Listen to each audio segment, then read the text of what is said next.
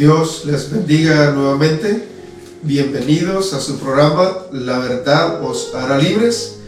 Hoy estaremos tratando un tema que es bastante importante, el cual es el olivo frondoso que se le fue develado al apóstol Pablo.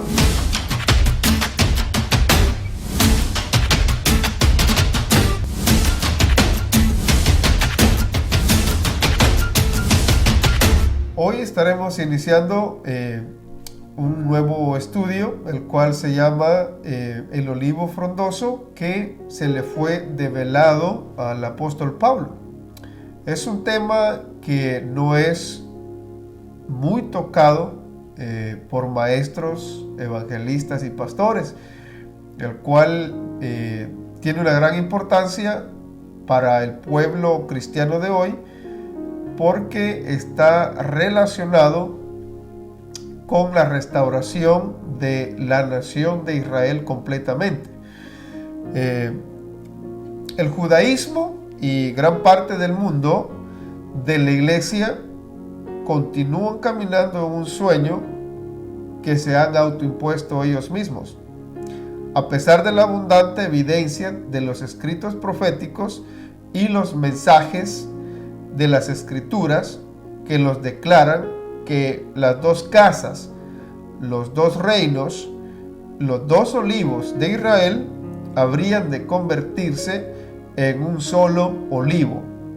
Esto es un tema que nos va a llevar a entender la división del reino de Israel, del Reino Unido de Israel, cuando estuvo bajo el reinado del rey Saúl, el rey David y el rey Salomón. Solamente durante estos tres reyes fue que la nación se mantuvo como una sola nación de 12 tribus. Seguidamente de que el rey Salomón muere, el reino se dividió en dos partes, en dos naciones, en dos casas y en dos reinos. Y Dios prometió desde el principio que Él lo iba a volver un solo olivo, pero que eso iba a suceder al final del tiempo. A lo largo del estudio estaremos viendo cómo por medio de el profeta Zacarías se nos da alguna información acerca de estos dos olivos. Por medio de Isaías capítulo 11 también se nos da otro poco de información, pero que ellos no entienden de qué se trata esos dos olivos.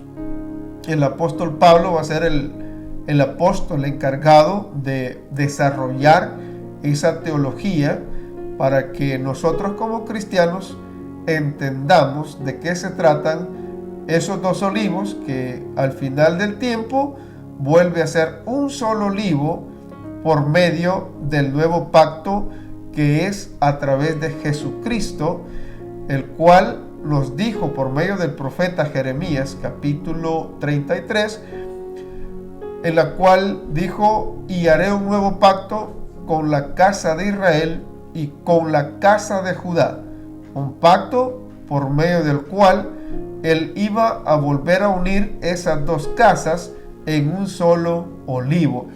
Y aquí es donde se pone bien interesante esta investigación, porque mucho pueblo cristiano ignora la parte histórica y también ignora cómo Dios está tratando con la nación de Israel y cómo Dios está tratando actual con la iglesia, que son dos cosas bien diferentes.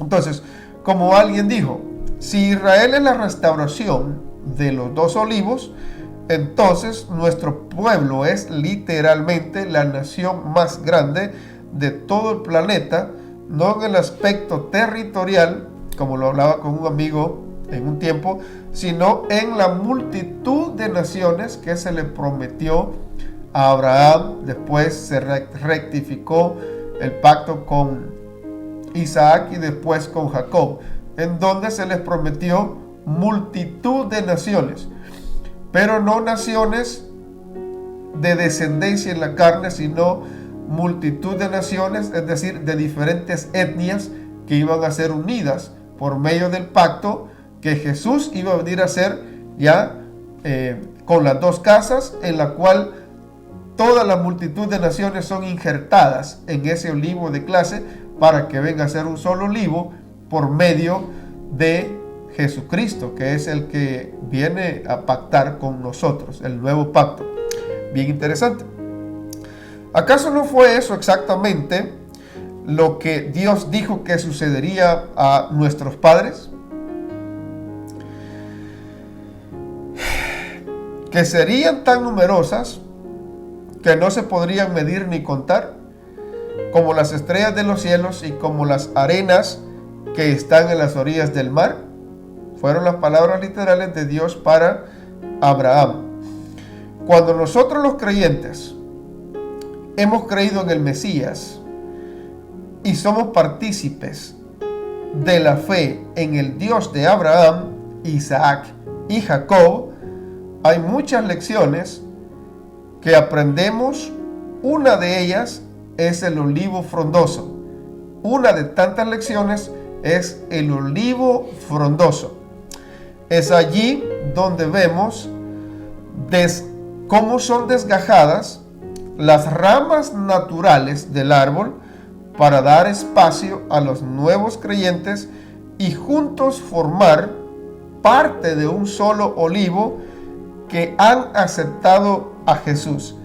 Pero muy pocos de nosotros vamos a las Escrituras y a los profetas para entender el contexto de las Escrituras y el misterio develado por Dios a quien sería el apóstol de las naciones. Estamos hablando del apóstol Pablo. Olivo frondoso, hermoso en fruto y forma, te puso por nombre Elohim, es decir, Dios. Eso lo vemos en Jeremías 11:16 y vale la pena repetirlo. Olivo frondoso, hermoso en fruto y forma, te puso por nombre Elohim. Jeremías 11:16. Nada puede impedir que se realice el propósito de Dios. No hay nada que obstaculice los propósitos eternos de nuestro Dios. No es un nuevo enfoque lo que se va a hacer, lo que se está explicando. Al contrario, es un entendimiento correcto de lo que se ha investigado conforme a la parte histórica y bíblica, como lo declara la misma Escritura. En Salmo 119, verso 160, nos dice algo bien importante. La suma de tu palabra es verdad y eterno todo decreto de justicia. Entonces vamos a hacer algo. El ángel que estaba hablando conmigo regresó y me despertó como un hombre que es despertado de su sueño y me preguntó: ¿qué ves tú? Yo respondí: he estado mirando a una menorá, es toda de oro, con un tazón encima. En él 7 lámparas y 7 tubos que llegan a la parte superior de las lámparas. Al lado de él hay 2 árboles de olivo, y aquí es donde hay que prestar atención. Uno a la derecha del tazón y otro a la izquierda. Yo le pregunté después al ángel que hablaba conmigo: ¿qué son estos, mi señor? El ángel que me hablaba me dijo: ¿no sabes lo que son estos? Yo dije: no, mi señor. El profeta mismo no entendía. Entonces él me respondió: esta es la palabra de Dios a Zorobabel, no por fuerza ni por poder, sino por mi espíritu. Dice Dios: ¿qué eres tú, montaña grande? Ante Zorobabel, que debas prosperar, donde él traerá la piedra de la herencia, la gracia de ella, el igual de mi gracia, y la palabra de Dios vino a mí. Las manos de Zorobabel han echado los cimientos de esta casa. y sus manos también la terminarán. Entonces sabrás que Dios me envió a ti, porque aún los que menospreciaron el día, cuando estos eventos menores tienen lugar, se regocijarán cuando vean la plomada en la mano de Zorobabel. Así que estos 7 son los ojos de Dios que rondan por sobre toda la tierra. Yo respondí preguntándole: ¿qué son esos 2 olivos a la derecha y a la izquierda de la menorá? Entonces hice la pregunta otra vez: ¿qué son esas 2 ramas de olivo descargando aceite de color dorado a través de los 2 tubos de oro? Él respondió: ¿no sabes lo que son? Yo respondí: no, mi señor. Él dijo: esos son los 2 que han sido ungidos con aceite. Ellos están con el Señor de toda la tierra. Eso lo dice Zacarías capítulo 4. El Todopoderoso Dios concedió a Zacarías, el profeta de todo Israel, muchos sueños, visiones celestiales e interpretaciones. Pero hubo una visión en particular que continuó siendo un misterio sin resolver. Y de eso se trata esta investigación. Algo que nos llama la atención en este tipo de investigación es los misterios que muchas veces no son investigados. Entonces, si se puede dar cuenta, uno de los objetivos de este programa es hacer las investigaciones de estos misterios que en aquel entonces no se pudieron entender, para que ahora, por medio de este tipo de investigación de la parte histórica y la parte bíblica, nosotros podamos tener un entendimiento de lo que aquellas personas en aquel tiempo no entendieron. Por medio de este texto vamos a poder entender esa profecía que se le da a Zacarías y que no entendió. En varias veces ya nos pudimos dar cuenta que él mismo le volvió a preguntar al Señor o al ángel que está hablando con él, porque no entendía. Entonces,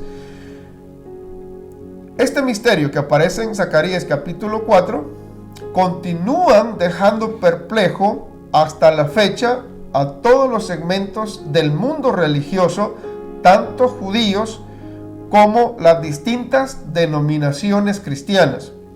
El dilema del profeta es un asunto que muchos teólogos aún no pueden entender ni se atreven a abordar.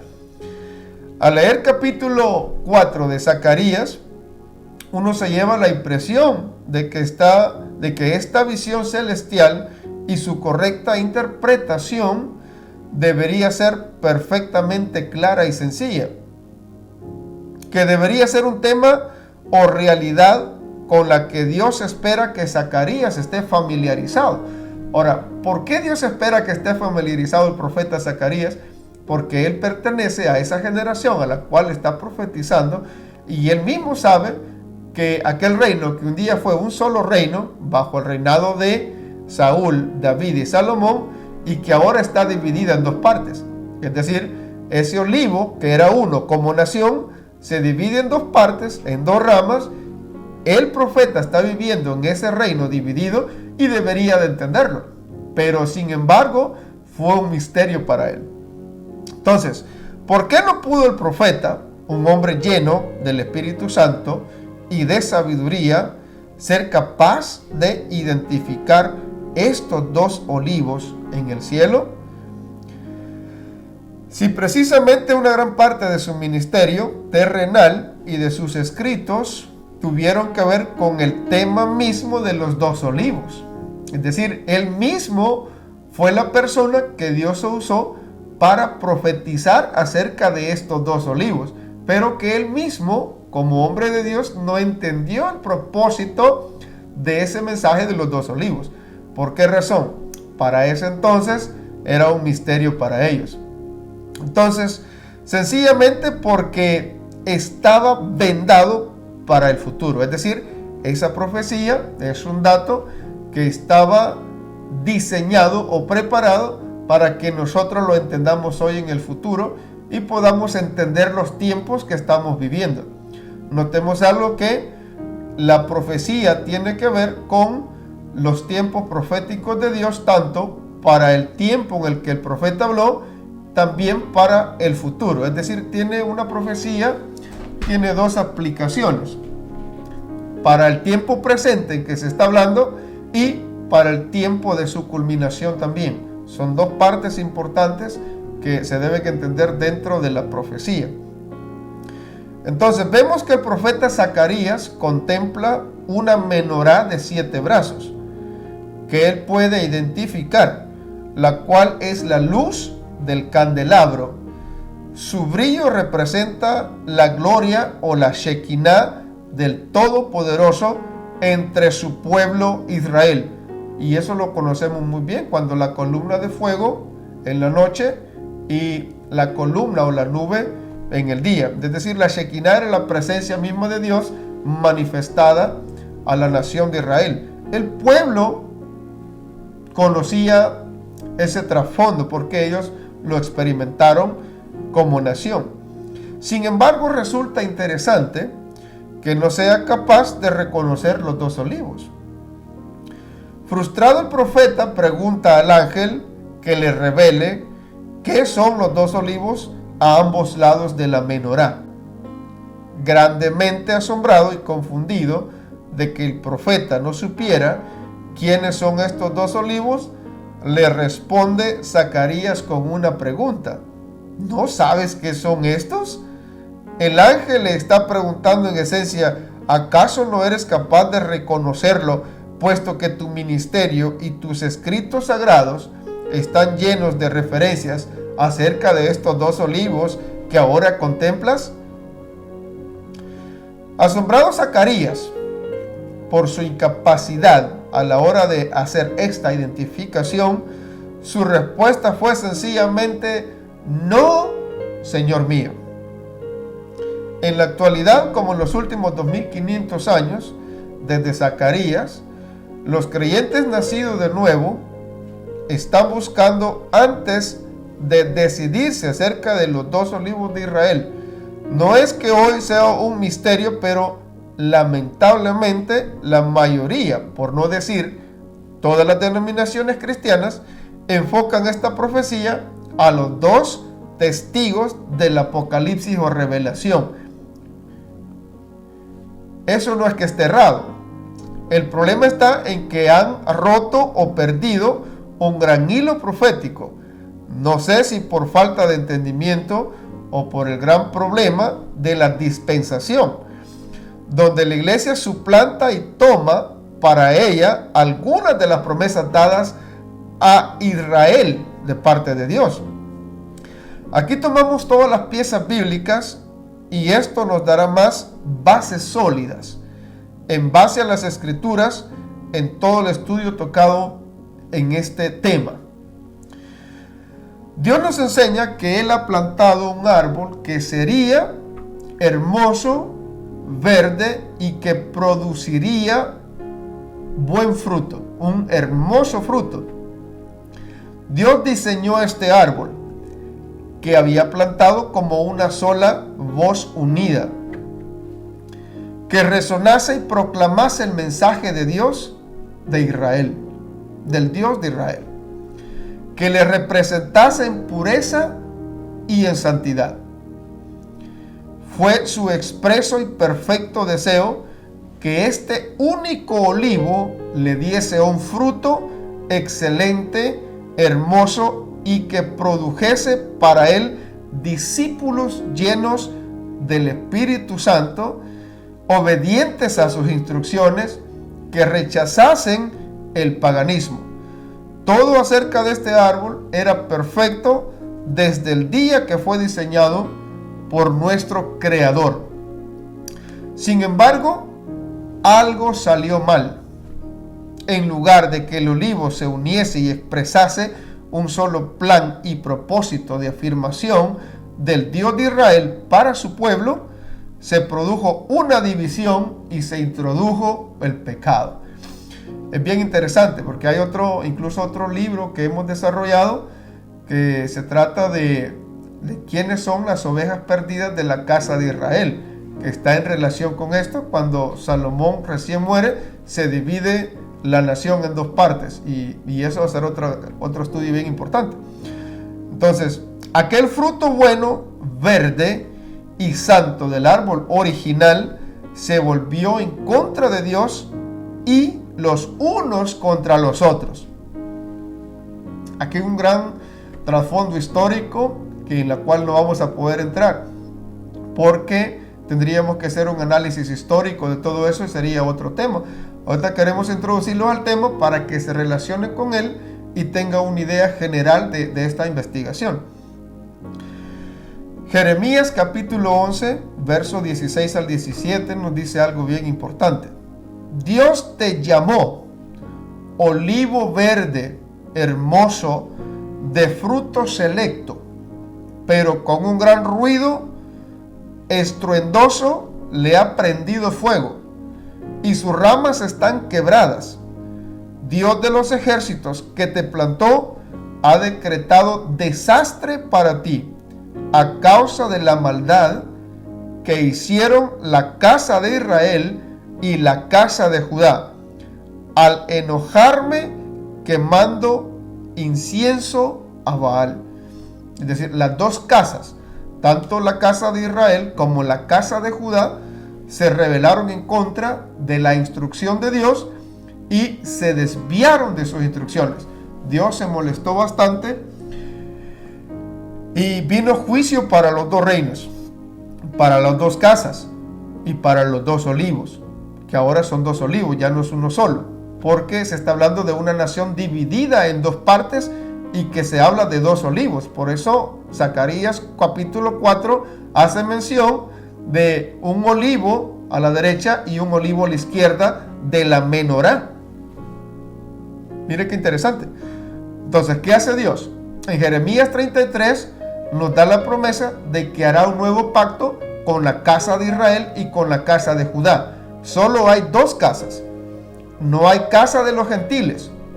Y ahora usted se preguntará, entonces, ¿cómo es que todas las naciones son aceptadas a través del Mesías? Y ahí es donde toma la importancia este tema, porque nos vamos a dar cuenta desde cuando Jacob bendice a los hijos de José. Ahí hay una profecía bien interesante que se va a cumplir en Efraín, que así se le llamaba a las 10 tribus del norte, porque era una de las tribus más fuertes y Efraín las encabezaba, era el líder de las 10 tribus del norte, llamado Israel o también Efraín. Entonces, solo hay dos casas, solo hay dos reinos y solo hay dos olivos. Y estamos hablando de la misma nación de Israel dividida en dos partes, que al final, por medio del sacrificio de Jesús, vuelve a ser un solo olivo, pero al final del tiempo. Entonces, por medio de este estudio, nos vamos a dar cuenta cómo nosotros, los paganos, los extranjeros, somos injertados en el olivo de clase que es la nación de Israel. Y como ya podemos dar cuenta, al estar sus dos ramas desgajadas, nosotros por medio del sacrificio de Jesús somos injertados en el olivo de clase para pertenecer a esa multitud de naciones por medio de creer en el Mesías que le fue prometido a Abraham desde mucho tiempo antes que se formasen las 12 tribus, formando una sola nación que se llama Israel.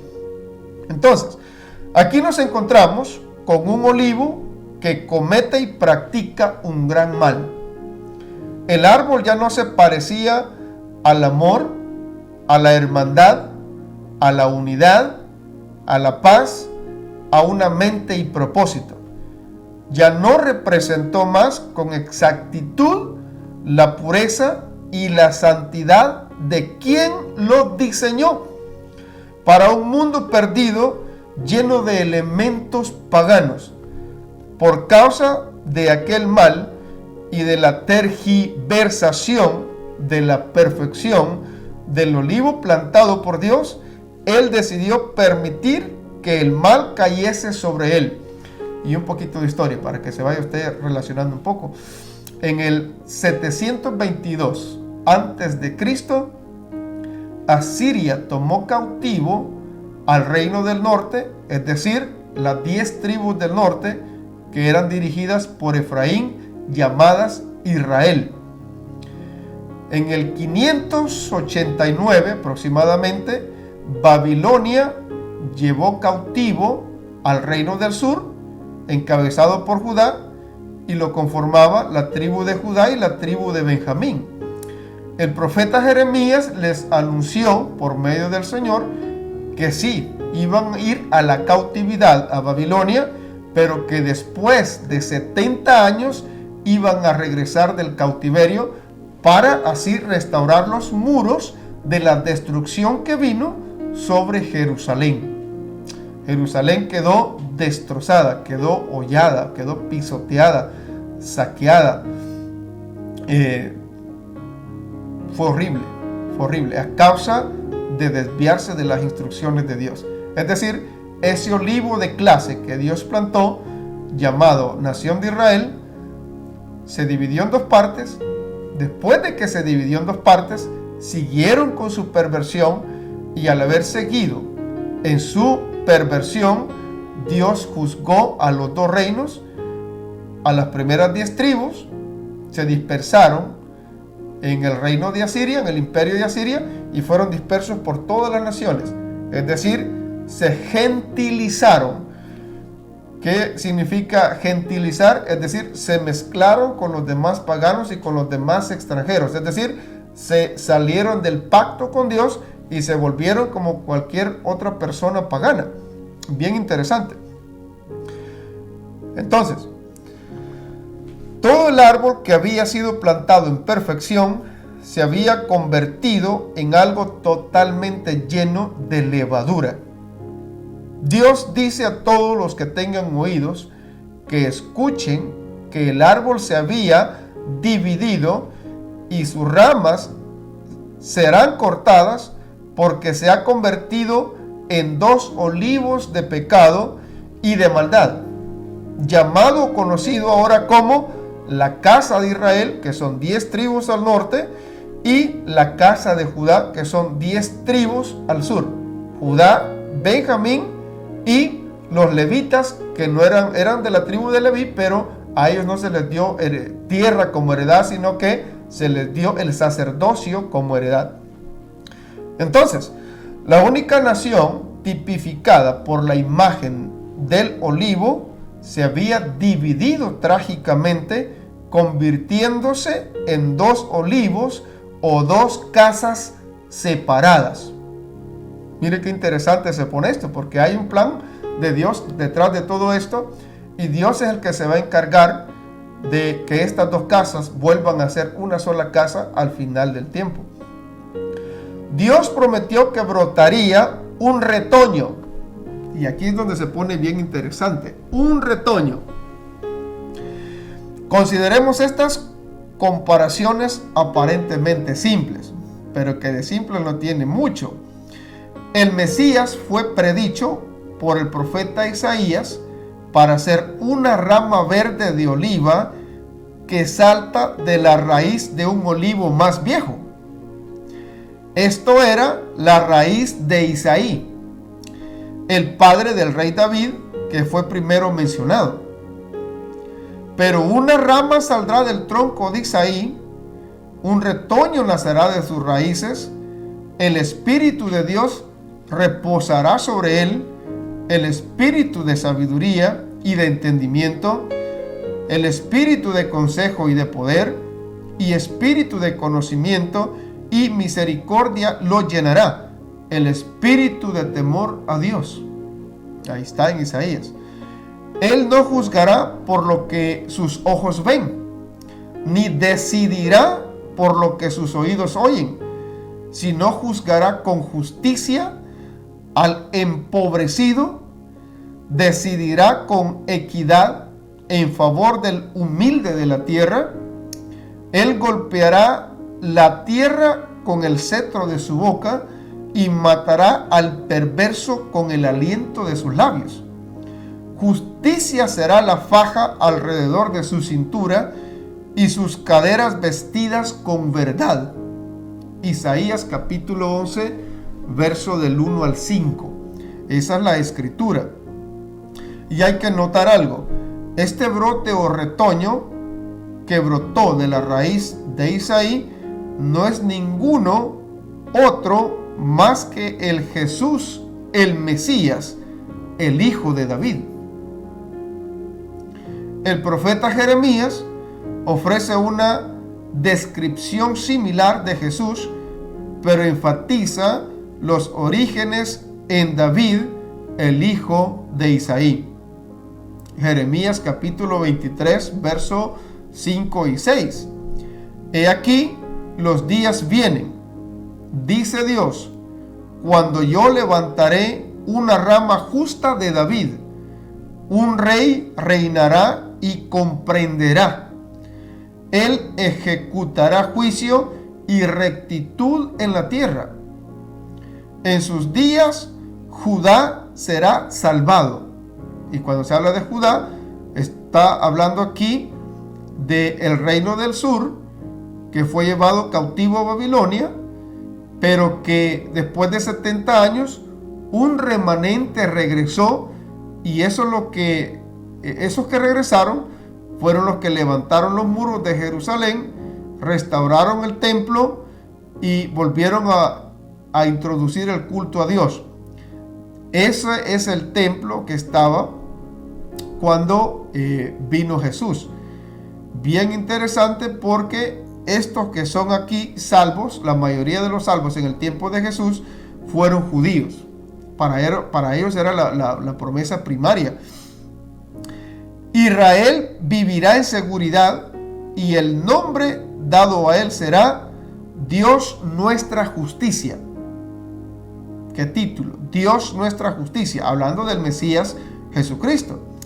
Sin embargo, es aquí donde el judaísmo y el cristianismo también se separan el uno del otro, porque entran en un conflicto. ¿Por qué? Según la profecía que sigue tanto por Isaías como Jeremías, el Mesías hace algo que no ha pasado todavía. ¿Cómo esto no ha pasado todavía? El judaísmo rechaza la reclamación de que Jesús sea el Mesías. Los judíos, si nos damos cuenta, fueron inmediatamente los primeros que rechazaron a Jesús. Bien interesante.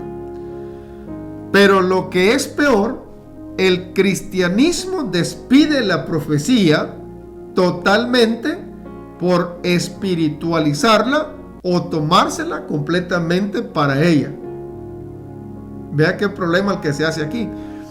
¿Cuál es esta profecía increíble que debe de ocurrir? Jeremías capítulo 23, versos 5 y 6. Si la leemos, dice, donde nos narra de que un brote, el cual prefigura al Mesías, veremos algo más que el cristianismo no ve. Por lo tanto, dice Dios, el día vendrá cuando la gente ya no jure, como vive Dios, quien sacó a los hijos de Israel de la tierra de Egipto, sino como Dios vive, quien trajo a toda la descendencia de la casa de Israel de la tierra del norte, y ponga atención, de la tierra de Israel, de la casa del norte, hablando de las 10 tribus del norte, y de todos los países de donde los dispersó, y los ha restaurado a su propia tierra. Jeremías 23, versos 7 al 8. Ahí está esa profecía.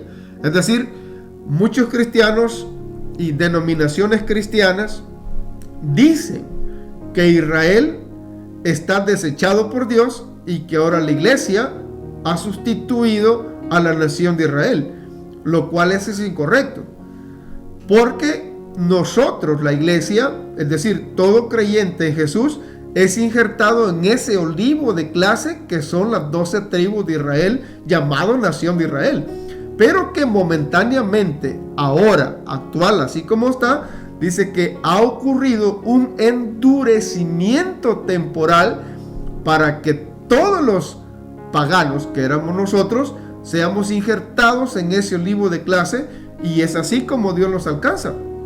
Es bien interesante. Entonces, por lo tanto, dice Dios, mandaré a buscar muchos pescadores y ellos los pescarán. Y aquí voy donde otro asunto importante. Cuando Jesús llamó a los 12, les dijo algo bien importante: dejen sus redes, porque yo los haré pescadores de hombres. ¿Ah? Entonces dice, después mandaré a buscar muchos cazadores y ellos los cazarán de todo monte y colina y de cuevas en las rocas. Jeremías 16, verso 14 al 16. Quienes empiezan el movimiento del cristianismo, por decir así, aunque es incorrecto decir cristianismo en ese tiempo en el cual los apóstoles que Jesús asignó, porque el cristianismo como religión no había sido fundado todavía. Recordemos que a esto se les llamó cristianos por primera vez en Antioquía, es decir, mucho tiempo después de que ellos empezaron a predicar el evangelio de Jesús. Es decir, el cristianismo como una entidad o como una organización no existía todavía. Entonces podemos hablar de 12 apóstoles que empezaron a predicar el evangelio de Jesús, es decir, a Jesús muerto, resucitado, ascendido al cielo, pero que viene pronto. Entonces había una emergencia de predicar el evangelio y ellos empezaron a predicar el evangelio. Fueron los judíos los que empezaron a predicar el evangelio. La mayoría de los 12 apóstoles y discípulos que Jesús entrenó, ellos eran judíos. Muchos dicen que porque Jesús dijo a los suyos vino, refiriéndose a los judíos, y ellos le rechazaron, entonces como que están destituidos aparentemente. Pero nos damos cuenta por la escritura y por la historia que los primeros que se convirtieron al evangelio de Jesús fueron judíos, y fueron los judíos los que empezaron a pregonar el evangelio de salvación.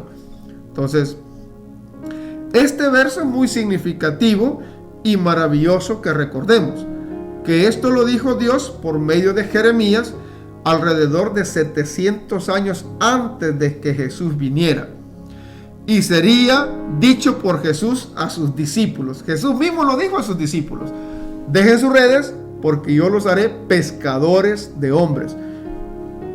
Primera parte del cumplimiento de la profecía que se le dio a Zacarías, que se le dio a Jeremías, y de la bendición que Dios le prometió a Jacob y que Jacob la transmitió a los hijos de José, y especialmente a Efraín, que era básicamente el segundo hijo de José. Manasés era el primero, pero Jacob se lo transmitió primeramente a Efraín, y le dijo: doblemente fructífero serás, Efraín, doblemente fructífero, porque va a ser por medio de estas 10 tribus del norte que fueron dispersadas por todas las naciones y que se gentilizaron, es que Dios va a alcanzar a toda la gente de todas las naciones, y el evangelio va a ser pregonado por toda esta gente. Entonces es interesante comprender cómo detrás de el cautiverio del reino del norte y detrás del cautiverio del reino del sur hay un plan perfecto de Dios para injertar a todas las naciones del mundo dentro del olivo de clase que es la nación de Israel, para que así se cumpla la profecía o la bendición dada a Abraham, Isaac y Jacob de que sería multitud de naciones. No hay otra forma de verlo, de interpretarlo, porque a través de las escrituras nos vamos a dar cuenta que ahí se va cumpliendo esa profecía al pie de la letra. Y menciona Daniel, plenitud de los gentiles.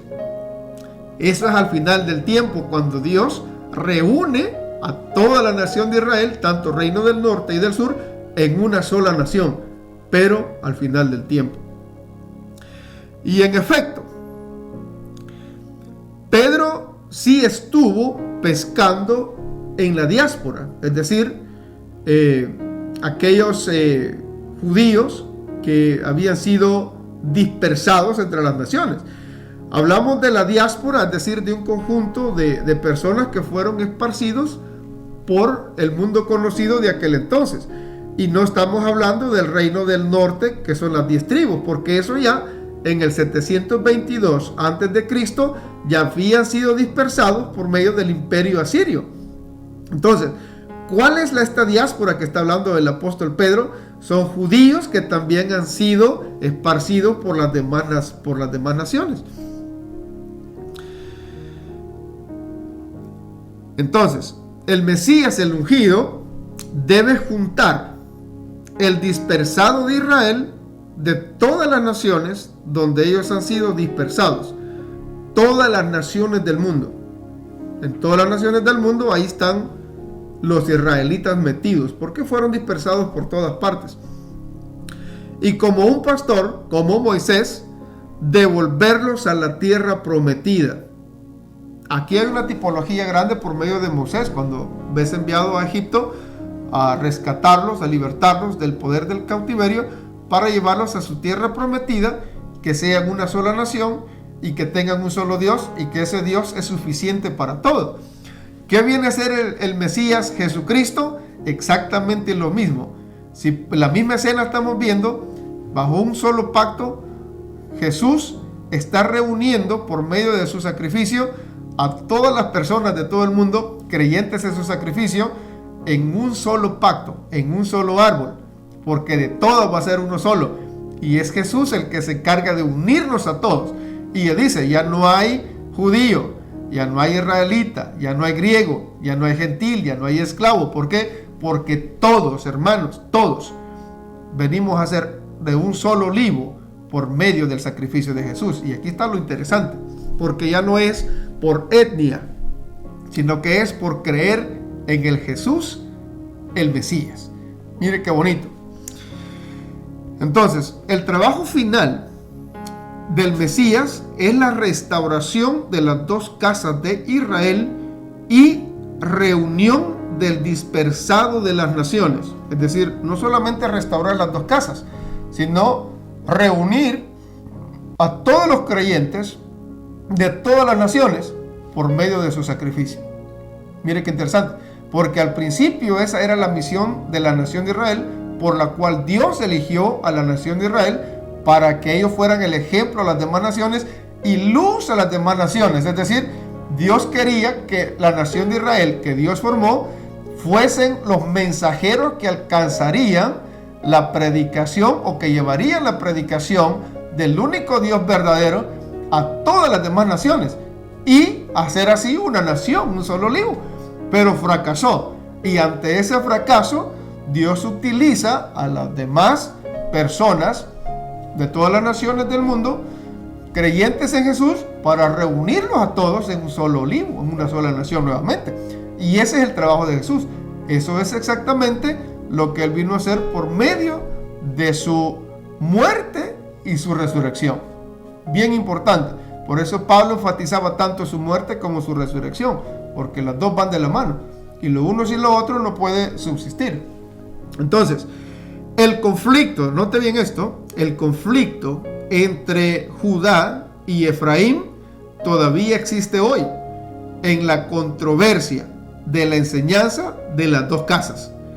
En el libro de Primera de Reyes, capítulo 12, vemos el conflicto, y aquí es donde empieza la cosa bien extraña. Roboam fue a Siquem, porque todo Israel había venido a Siquem para hacerle rey. Y cuando hablamos de Israel aquí, estamos hablando de las 10 tribus del norte. No estamos hablando de las 12 tribus, porque ya se había dividido el reino. Y aconteció que cuando lo oyó Jeroboam, hijo de Nabat, que aún estaba en Egipto, a donde había huido de delante del rey Salomón, y habitaba en Egipto, enviaron a llamarle. Vino pues Jeroboam y toda la congregación de Israel, y hablaron a Roboam diciendo: tu padre agravó nuestro yugo, mas ahora disminuye tú algo de la dura servidumbre de tu padre, y del yugo pesado que puso sobre nosotros, y te serviremos. Y él les dijo: idos, y de aquí a 3 días volved a mí. Y el pueblo se fue también. Entonces el rey Roboam pidió consejo de los ancianos que habían estado delante de Salomón, su padre, cuando vivía, y dijo: ¿cómo aconsejáis vosotros que responda a este pueblo? Y ellos le hablaron diciendo: si tú fueres hoy siervo de este pueblo y lo sirvieres, y respondiéndoles buenas palabras les hablares, ellos te servirán para siempre. Pero él dejó el consejo de los ancianos que le habían dado y pidió consejo de los jóvenes que se habían criado con él. Y estaban delante de él y les dijo: ¿cómo aconsejáis vosotros que respondamos a este pueblo que me ha hablado diciendo: disminuye algo del yugo de tu padre, que tu padre puso sobre nosotros, y te serviremos? Entonces los jóvenes que se habían criado con él le respondieron diciendo, escucha esto tremendo: así hablarás a este pueblo que te ha dicho estas palabras: tu padre agravó nuestro yugo, mas tú disminúyenos algo. Así les hablarás: el menor dedo de los míos es más grueso que los lomos de tu padre. Y esa expresión es bien fuerte, porque en español así literal como lo diríamos nosotros, el dedo más pequeñito de nosotros es más grande que los testículos de tu padre. Es básicamente una expresión bien ofensiva. Estas palabras del hijo de Salomón se refieren a una gran falta de respeto, insultando a su padre Salomón, afirmando que su dedo pequeño es más grande que los genitales de su padre. Bien ofensivo. Ahora pues mi padre os cargó de pesado yugo, mas yo añadiré a vuestro yugo. Mi padre os castigó con azotes, mas yo os castigaré con escorpiones. Al tercer día vino Jeroboam con todo el pueblo a Roboam, según el rey lo había mandado, diciendo: volved a mí al tercer día. Y el rey respondió al pueblo duramente, dejando el consejo que los ancianos le habían dado, y les habló conforme al consejo de los jóvenes, diciendo: mi padre agravó vuestro yugo, pero yo añadiré a vuestro yugo. Mi padre os castigó con azotes, mas yo os castigaré con escorpiones. Y dice: ¿qué parte tenemos nosotros con David? ¿No tenemos heredad con el hijo de Isaí? Israel, a tus tiendas, provee ahora en tu casa. David. Entonces Israel se fue a sus tiendas, pero reinó Roboam sobre los hijos de Israel que moraban en las naciones de Judá, en las ciudades de Judá, perdón. Y el rey Roboam envió a Adoram, que estaba sobre los tributos, pero lo apedreó todo Israel y murió. Entonces el rey Roboam se apresuró a subirse en un carro y huir a Jerusalén. Así se apartó Israel de la casa de David hasta hoy. Y aconteció que oyendo todo Israel que Jeroboam había vuelto, enviaron a llamarle a la congregación y le hicieron rey sobre todo Israel. Mire qué interesante. Sin quedar tribu alguna que siguiese la casa de David, sino solo la tribu de Judá, que fue la única tribu que quedó que no estaba sirviendo a Jeroboam. Entonces, cuando Roboam vino a Jerusalén, reunió toda la casa de Judá y a la tribu de Benjamín, que eran las dos que formaban el reino del sur, 180,000 hombres, guerreros escogidos con el fin de hacer guerra a la casa de Israel, es decir, las 10 tribus del norte, y hacer volver el reino de Roboam, hijo de Salomón. Pero vino palabra de Jehová a Semaías, varón de Dios, diciendo: habla a Roboam, hijo de Salomón, rey de Judá, y a toda la casa de Judá y de Benjamín, y a los demás pueblos, diciendo: así ha dicho Jehová, no vayáis ni peleéis contra vuestros hermanos, los hijos de Israel. Volveos cada uno a su casa, porque esto lo he hecho yo. Y esas son palabras de Dios. Dios básicamente estaba tratando con la nación. Y ellos oyeron la palabra de Dios y volvieron y se fueron conforme a la palabra de Jehová. Entonces reedificó Jeroboam a Siquem en el norte de Efraín y habitó en ella, y saliendo de allí reedificó a Penuel. Bien, esa es parte del relato de cómo la nación de Israel se dividió en dos partes, y de hecho fue propósito de Dios que se dividiera por los conflictos que se estaban dando. La única manera en que Dios podía mantener un remanente era dividir la casa para después, en un futuro, volverlas a unir en una sola casa, un solo olivo, y de esa forma introducir al Mesías Jesús, que iba a venir de esa descendencia de la tribu de Judá. Y por eso, como vemos, aunque Judá, el reino del sur, fue al cautiverio babilónico, después de 70 años regresaron, porque de ahí iba a venir el Mesías, nuestro Salvador, el que iba a morir, resucitar, hacer un nuevo pacto, tanto con la casa del norte, con la casa del sur, Israel y Judá, y así formar un solo olivo. Vamos a dejarlo hasta aquí, y con la ayuda del Señor vamos a darle continuidad en la siguiente parte, que sería la parte número 2. Así que síganos en esta programación para que no se pierda el resto del contenido de esta investigación. Mi Señor les bendiga ricamente.